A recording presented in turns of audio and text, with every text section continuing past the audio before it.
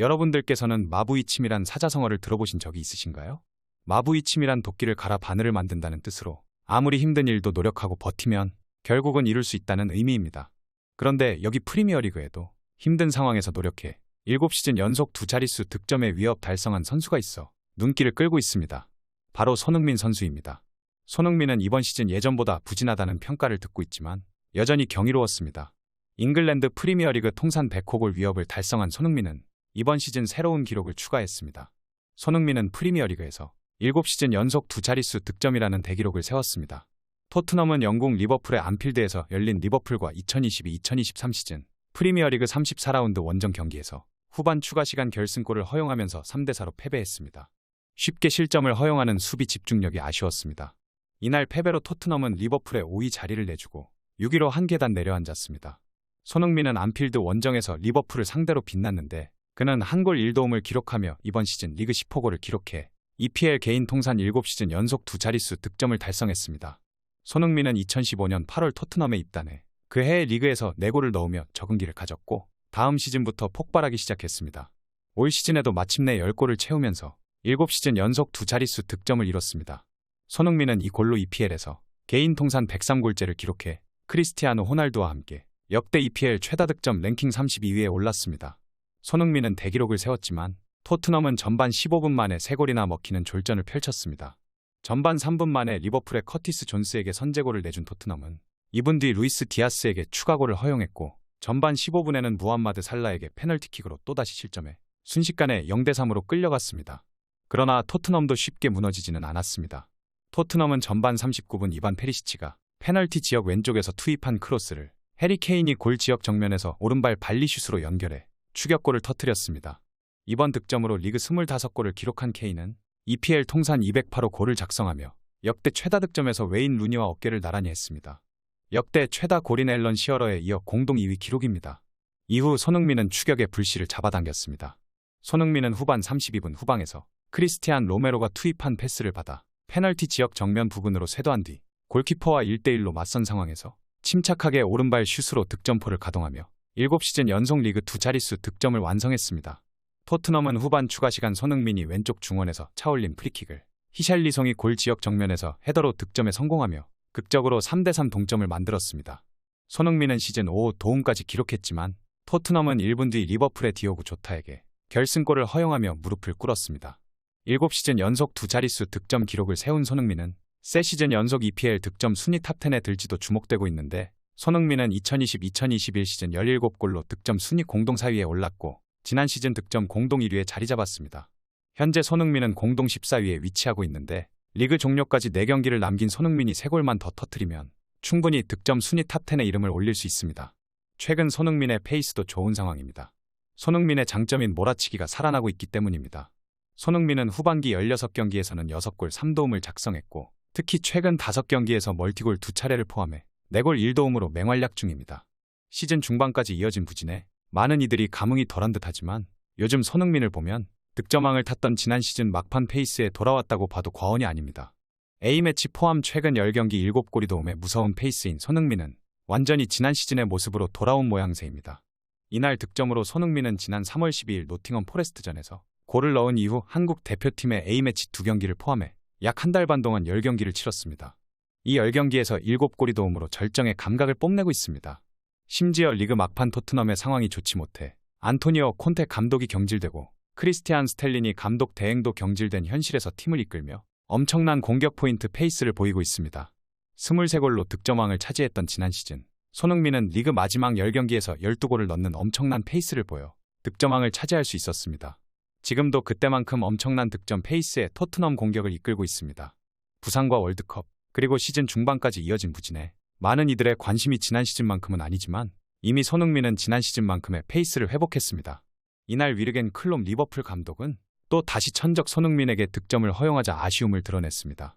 클롭 감독도 후반전에 수비 집중력이 무너진 점을 꼬집었는데 그는 경기 후 영국 BBC 매치 오브 더 데이와의 인터뷰를 통해 전반전에 대해선 슈퍼스타트였다고 극찬했습니다.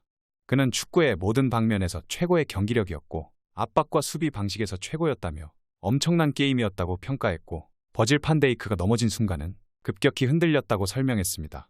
뒤이어 클롭은 후반에 토트넘이 자신들을 믿기 시작했으며 우리는 상대에게 문을 열었고 토트넘의 두 번째 골 상황은 일어나지 말아야 했다고 아쉬워했습니다. 리버풀에서만 클롭은 손흥민에게 각종 대회 포함 5골을 헌납했고 그중 3골을 안필드에서 내줬습니다. 분데스리가 시절까지 더하면 클롭은 손흥민에게 무려 10골을 허용했습니다. 하지만 경기 종료 직후 클롭은 다시 한번 손흥민에게 다가가 대화한 뒤 그를 끌어안았습니다. 이날 경기에서 클롭 감독은 보기 드문 장면까지 연출했는데 세리머니하다 햄스트링 부상을 당해 경기 후에도 절뚝절뚝거리는 모습을 보였습니다. 리버풀이 경기 종료를 얼마 남기지 않고 조타가 쐐기골을 터뜨리며 결국 4대3으로 승리할 당시 해당 장면에서 클롭 감독이 부상을 입었습니다. 클롭 감독은 조타의 득점 이후 기쁨에 취해 뛰어다녔는데 제 사부심을 향해 세리머니를 펼쳤습니다. 하지만 이 과정에서 갑작스럽게 좌측 햄스트링을 부여잡았습니다. 클롭 감독은 경기 종료 후에도 햄스트링을 붙잡는 모습이 중계 화면에 고스란히 담겼습니다. 클롭 감독은 영국 공영방송 BBC와 인터뷰에서 햄스트링인지 아직은 잘 모르겠지만 고통스럽다고 부상 소식을 전했습니다. 한편 토트넘을 향한 팬들의 실망은 커지고 있는데 경기 초반부터 티켓값 환불을 요구하는 사태까지 벌어졌습니다. 이날 토트넘은 경기 초반부터 최악의 수비력을 보였고 안필드를 찾은 팬들의 마음은 이미 바닥났습니다. 앞서 뉴캐슬 유나이티드전 21분 만에 5실점을 내줬고 직전 맨체스터 유나이티드전에서는 전반 7분 만에 실점했으며 이번 경기에서도 리드를 잡지 못하며 실망감만 남겼습니다. 이에 토트넘 팬들은 전반 9분 후 티켓값을 환불해달라는 구호를 외쳤습니다. 실망한 건 팬들뿐만이 아니었는데 반복되는 끔찍한 수비에 팀의 간판 선수 해리 케인도 인내심을 포기했습니다. 케인은 경기 후 경기 초반 20분은 끔찍한 출발이었고 이번 시즌 이런 일이 처음도 아니며 경기 초반에 이런 식으로 무너지는 건 말로 설명하기도 어렵다고 토트넘 수비를 질타하는 듯한 발언을 했습니다. 평소 동료를 비판하는 일이 없는 케인이었기에 이례적인 인터뷰였습니다. 이날 토트넘 수비는 에릭 다이어를 중심으로 벤 데이비스와 크리스티안 로메로가 3백을 형성했고 이반 페리시치와 페드로 포로가 윙백으로 나섰습니다. 케인은 우리가 지난 3경기에서 매번 거의 1분 만에 실점했고 그런 상황이 반복되는 이유와 해결책을 찾아내는 건 우리의 몫이라면서 순위는 거짓말을 하지 않기에 우리의 현 위치도 거짓말을 하지 않는다고 씁쓸해했습니다. 이어 우리는 환상적인 선수를 가지고 있지만 팀 전체로 볼 때는 좋은 모습을 보여주지 못하고 있으며 남은 4경기서 좋은 모습을 보여야 한다고 강조했습니다. 또 나는 모든 순간에 최선을 다하고 내가 뛰는 모든 경기서 110%를 발휘하기 위해 노력하지만 승리하지 못했고 승리하지 못하면 그냥 아무런 의미가 없는 행동이라고 불만을 강하게 털어놓았습니다. 이렇게 팀의 간판 선수인 케인이 분노의 인터뷰를 하자 영국 BBC는 올 여름 해리 케인이 토트넘 호스퍼를 떠날 것이라고 99% 확신했습니다. 케인은 토트넘의 상징과도 같습니다. 임대로 잠깐 떠났던 기간은 있었지만 유소년 시절부터 언제나 토트넘과 함께였습니다. 자그마치 19년 동안이나 토트넘에 몸담았습니다. 케인은 이렇게 오랜 기간 팀에 헌신했지만 우승 트로피는 없습니다. 구단 최다골과 프리미어리그 역대 득점 2위 등 굵직한 득점 기록을 세웠지만 정작 중요한 리그 우승컵은 구경도 못했습니다. 이번 시즌도 트로피 없이 끝난 상황인데 리그컵과 FA컵 그리고 챔피언스리그에서 일찌감치 탈락했기 때문입니다. 리그 우승 가능성은 진작에 물 건너갔고 심지어 다음 시즌 클럽 대항전에 나서지 못할 가능성도 커지고 있습니다. 이대로 가면 커리어에 우승컵 하나 없을 수도 있기에 케인의 표정도 어두울 수밖에 없습니다. BBC는 케인의 표정을 보고 올 여름 떠날 것을 거의 확신했습니다. BBC는 리버풀에 패한 후 동료들이 바닥에 쓰러지자 케인의 표정은 황폐함과 당혹감이 뒤섞여 있었다면서 다시 한번 실패하는 순간 케인이 팀을 떠나는 걸 마음 굳혔을 거라고 예상했습니다. 이어 케인이 이번 여름 이별을 택할 거라는 느낌이 커지고 있으며 차기 행선지는 맨체스터 유나이티드가 유력하다고 덧붙였습니다. 과연 영국 BBC의 보도대로 시즌이 끝나고 무너진 토트넘에서 케인과 손흥민 선수가 탈출할 수 있을지 귀추가 주목되고 있는데요. 저는 두 선수가 무조건 탈트넘 해야 한다고 생각합니다. 뉴캐슬전도 그렇고 맨유전도 그렇고 이번 리버풀전까지 토트넘의 수비는 처참했습니다. 심지어 다이어와 재계약까지 추진하는 토트넘에 더 이상 미래는 없습니다. 저는 토트넘이 다이어와 재계약한다는 자체가 토트넘은 EPL팀에 자격이 없다는 걸 의미하고 톱클래스의 선수들과 감독 코치들이 이 팀과 계약해서는 안 되는 걸 증명하는 시그널이라고 생각합니다. 자격 미달의 선수를 애지중지하고 모두가 방출을 외치는데 못 들은 척하며 재계약을 추진한다는 자체가 미래가 없다는 증거입니다. 부디 손흥민 선수와 케인 선수만이라도 탈트넘의 성공에 행복한 축구 인생을 살길 응원하겠습니다. 오늘 전해드릴 소식은 여기까지입니다. 페페TV 시청자 여러분은 어떻게 생각하세요? 페페TV는 여러분의 생각이 궁금합니다. 댓글로 여러분의 생각을 남겨주세요. 여러분 행복한 일은 매일 있습니다.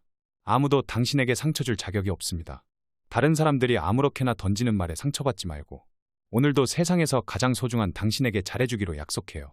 가장 큰 성공은 행복한 당신입니다. 그럼 다음 영상에서 봬요. 감사합니다.